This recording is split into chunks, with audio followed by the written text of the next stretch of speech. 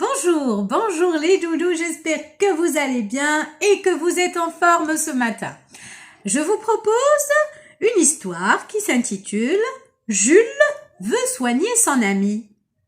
Jules veut soigner son ami, voilà. Installez-vous confortablement et je commence le conte.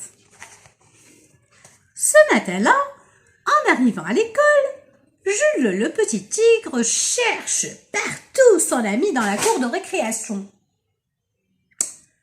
Où est donc Timothée? Pas de zèbre à l'horizon?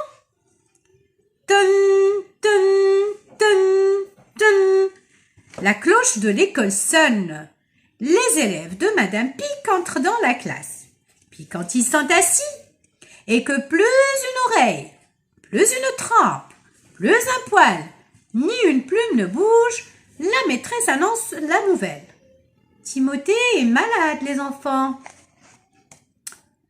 Jamais Jules n'est jamais rentré si vite de l'école. D'habitude, il traîne avec Timothée. Sur le chemin du retour, en jouant à saut-tigre et zèbre-mouton. Jules arrive à la maison en criant. « Timothée est malade! Il faut lui téléphoner !» Aussitôt, maman tigre s'empare du téléphone. Elle reste un long moment à parler avec maman zèbre, en agitant les moustaches. Jules est de plus en plus inquiet. Regardez les enfants.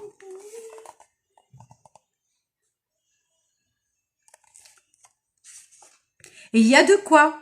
Timothée à la zébrite. Assis sur les pattes de sa maman, Jules écoute les explications. Tu te souviens d'oncle Tigre?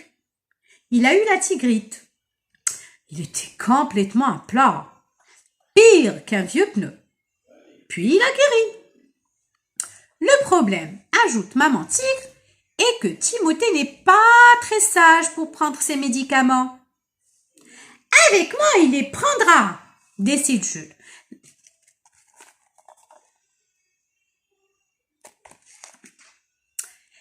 Hélas, la zébrite est très contagieuse. Jules risquerait de l'attraper s'il allait voir son ami. Pourquoi ne lui enverrais-tu pas un dessin? Propose maman tigre. Très inspiré, Jules fait 5 petits dessins, comme une bande dessinée. Quand la dernière case, Timothée est guéri parce qu'il a pris ses médicaments. Vite, il donne la lettre à Monsieur Kang, le facteur, pour qu'il la porte au plus tôt en bondissant sur les chemins. Le lendemain, à l'école, Jules écoute très attentivement les leçons de Madame Pic. S'il veut expliquer le français, le calcul ou l'histoire des animaux à son ami, il n'a pas intérêt à en regarder les mouches voler. Puis c'est le cours d'éducation physique. Et Jules ne fait même pas le singe comme d'habitude. Du coup, Madame Pic lui met un 10 sur 10 en conduite.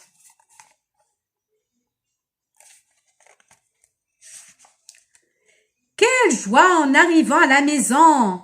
Jules a reçu 2 dessins de Timothée. Le premier montre Docteur Ours en train de l'ausculter avec un drôle d'instrument. Et le deuxième représente Timothée en train de prendre ses médicaments.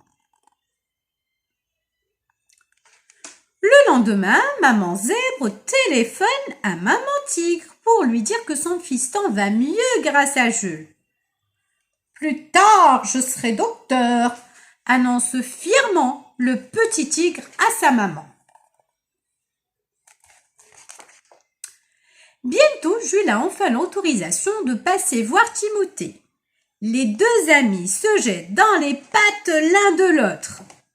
Pour distraire Timothée, Jules lui raconte les dernières singeries des singes et les âneries des ânes. Puis, il donne ses devoirs. Timothée trouve ça nettement moins drôle. Heureusement, Jules est un gentil professeur. Voilà, Docteur Ours. Il sort le drôle d'instrument qui fait un peu peur à Jules. T'inquiète pas, le rassure Timothée, ça ne fait même pas mal. Tu veux essayer? Demande Docteur Ours. Les deux branches dans les oreilles, Jules écoute le cœur de Timothée. Il a l'impression d'être un vrai docteur.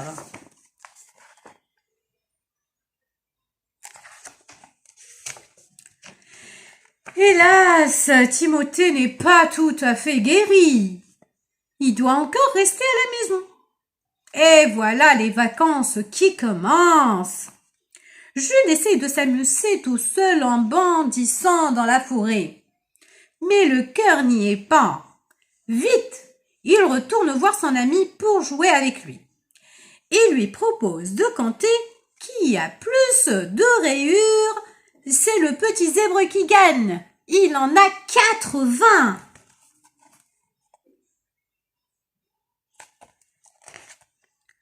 À force de compter et de recompter, les deux amis bâillent. Oh!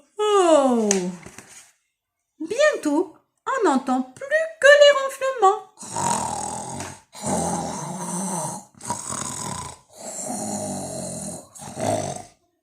Quand le petit zèbre se réveille, il se sent beaucoup mieux. Cette fois, c'est Timothée qui propose un jeu à Jules, un concours de cris d'animaux. Oh! Pour finir, le petit zèbre barille comme un éléphant. Tu es sûrement guéri, s'écrie Jules dans un rugissement.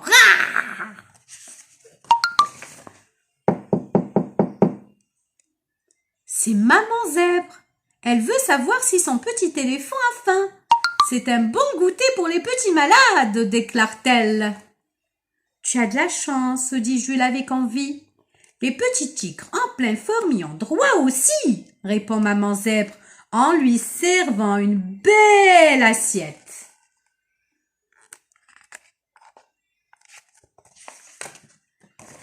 Les deux amis finissent leur goûter quand Docteur Ours entre dans la chambre. Il sort son instrument pour écouter le cœur. Mais Jules n'en a plus peur du tout maintenant. « Alors, docteur, demande-t-il, est-ce que mon ami est guéri ?»« Timothée va beaucoup mieux, répond Docteur Ours. Mais j'estime qu'une semaine de repos à la montagne ne serait pas de trop. »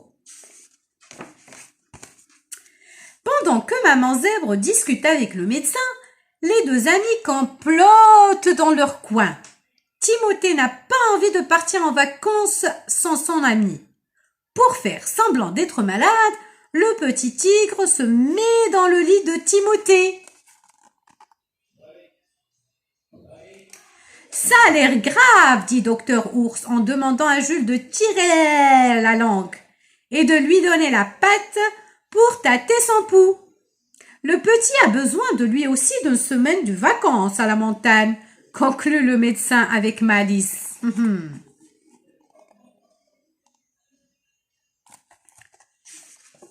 Ça tombe bien, une cousine du docteur Ours possède une ferme dans les Alpes. Vous devriez laisser vos enfants partir seuls, conseille docteur Ours aux deux mamans. Ma cousine s'occupera d'eux et ça vous fera du repos. En plus, c'est une excellente cuisinière, ajoute-t-il en se léchant les babines. Docteur Ours a dit vrai. Sa cousine les accueille à pattes ouvertes. Comme ils n'ont jamais vu la montagne, ils s'amusent comme des fous à se lancer les boules de neige. Et les voilà bientôt en train de dévaler les pentes en luge. Timothée a retrouvé ses belles zébrures et Jules commence même à bronzer. Ce n'est pas drôle d'avoir la zébrite, conclut Timothée. Mais heureusement, tu m'as aidé à guérir. Fin de l'histoire. J'espère que vous avez aimé mon histoire et je vous dis à très bientôt les loulous. Au revoir.